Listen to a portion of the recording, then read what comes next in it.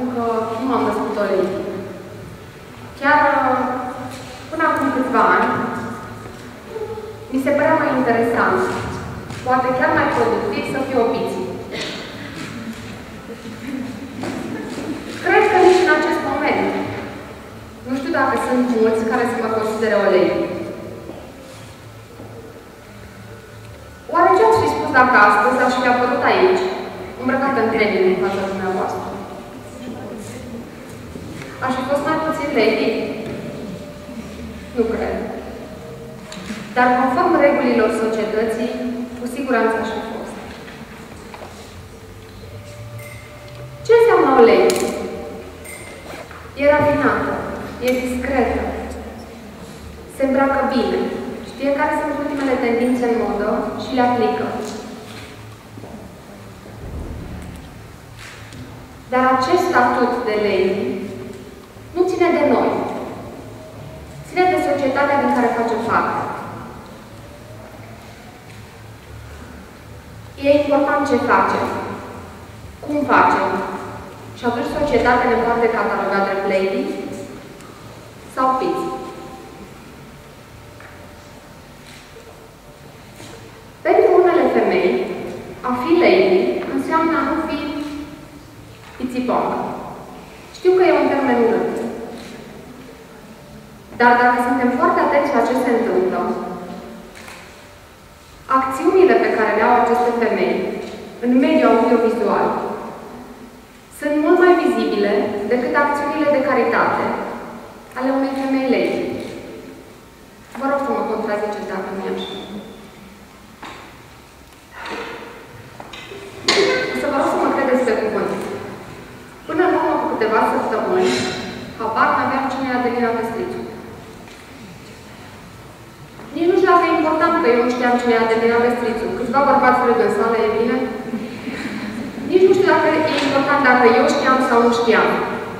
Ce e important e faptul că sunt mai mulți oameni care știu de Adelina Pestrițu decât cei care știu ce a făcut Adelina Pestrițu.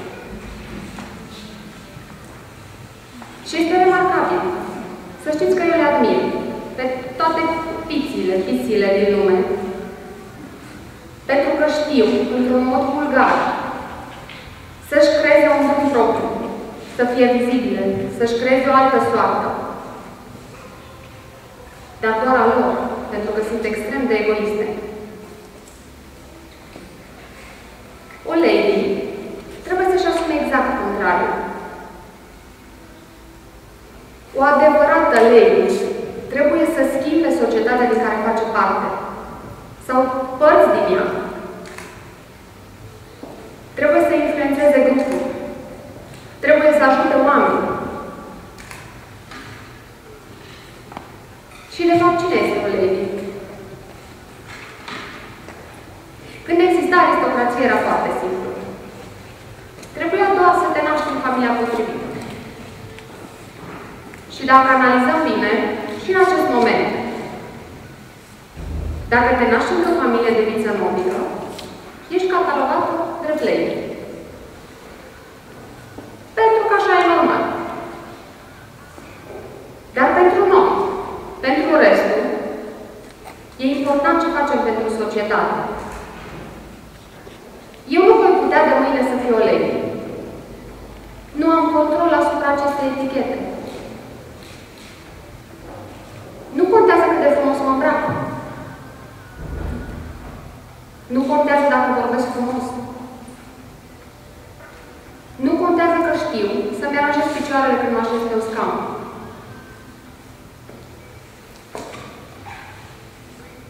Și ce e mai important e că indiferent cât voi lupta, pentru unii, absolut indiferent ce voi face, voi fi întotdeauna o piție. Pentru alții, probabil deja sunt o lady. Și așa mi-amintesc de o figură emblematică a copilăriei mele, una dintre primele lady pe care le-am întâlnit. E vorba de învățătoarea mea. Era o femeie rafinată. Nu era o femeie frumoasă, dar era o femeie sofisticată. Era o femeie discretă, o femeie elegantă. Și cel mai important e că știa să fie fermă, autoritară și în același timp cu zâmbetul pe buze. Eram un grup de copii așa născutioși, pe care dacă îi mustra, stăteam așa pe colțurile clasei pe coș de nuci, nu știu exact dacă ați prins. Număram printre ei.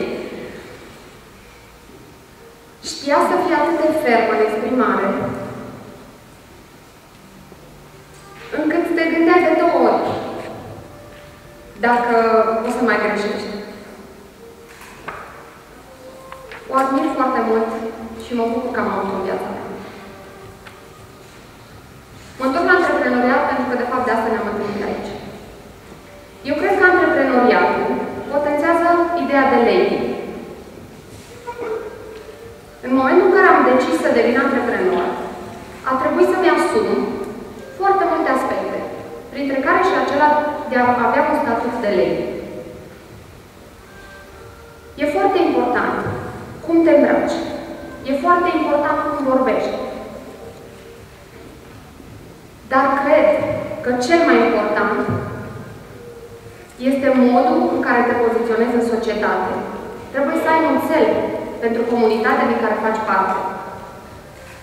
Trebuie să dai un sens business-ului tău. Și dacă vreți, printr-o analogie cu viața, e exact așa cum spunea și Constantin Noica. Viața ta nu are un sens. Dă-i tu sensul ăla. La fel e și în business. Business-ul tău nu are un sens. Nu are un cel. Dă-i tu țelul ăla. Cred că e extrem de important ca pe lângă creșterea business-ului, creșterea profiturilor, clienți mulțumiți, angajați fericiți, să influențăm societatea din care facem parte. Dacă vreți, e un tribut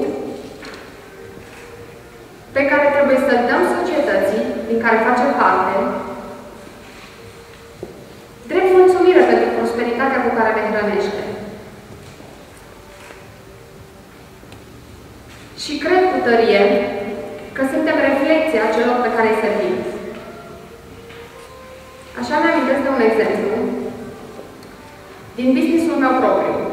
În urmă cu aproximativ un an de zile, aveam o problemă din punct de vedere financiar. Și aveam un client care mi-a cerut o petrecere tematică. Nimic neobișnuit. Cu asta mă ocup. Nu-ți tematice, petreceri tematice, ăsta e business-ul meu. Doar că ceea ce îmi cerea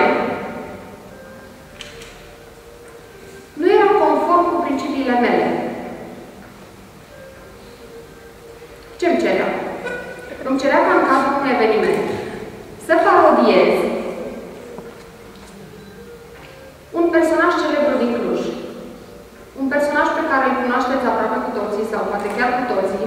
Un personaj pe care îl iubim și eu trebuia să-l transpun parodiat în decoruri, în costume, în absolut tot. Aveam nevoie de bani. A fost o decizie foarte grea. Dar era o decizie corectă, pe care sunt convinsă că ați fi luat-o cu toții. E una din cele mai importante lecții de viață pe care le-am învățat de-a lungul timpului. Să facem lucrurile corect. Poate pierdem o oportunitate pe termen scurt. Poate pierdem bani pe termen scurt. Dar câștigăm pe termen mediu și lung. Și dormim fericiți. Dacă visăm să devenim ladies, e important să dăm înapoi societății din care facem parte. E important să influențăm. E important să inspirăm. E important să ajutăm. Fiecare dintre noi, cu cât și cum poate,